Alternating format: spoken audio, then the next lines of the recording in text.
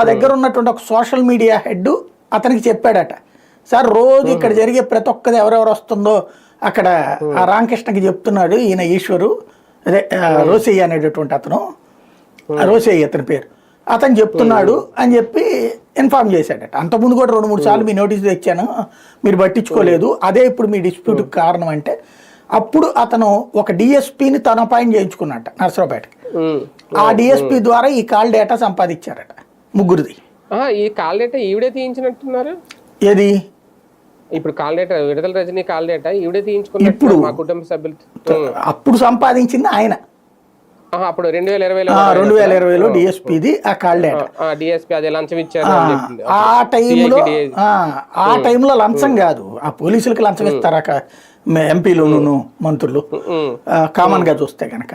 ఆ డేటా తీసుకుని ఆ డేటా ద్వారా వీళ్ళ ముగ్గురికి మధ్యన కమ్యూనికేషన్ ఉందన్న సంగతి ఆయన కనిపెట్టాడు. కనిపెట్టి చెప్తున్నది వాళ్ళిద్దరికి లంచం ఇచ్చిన కాల్ డేటా అదే అనేది లంచం ఇవ్వాల్సిన పని ఏంటి, డిఎస్పీ తను పెట్టిన మనిషి. అదే కొన్ని ఎంపీ అడిగితే అధికార పార్టీ ఎంపీ అడిగితే కాదా అయిపోయింది, తీశాడు. అప్పుడు విషయం నోటీస్కి వచ్చింది. వెంటనే అతను తన దగ్గర ఈ గొడవకు కారణం అవుతున్నటువంటి రోసి అయిన అతను వాస్తవంగా 20 ఏళ్ళ నుంచి వాళ్ళ మధ్యన కమ్యూనికేషన్ ఉన్నాడు, అంటే వాళ్ళకి బాగా నమ్మిన పడ్డట.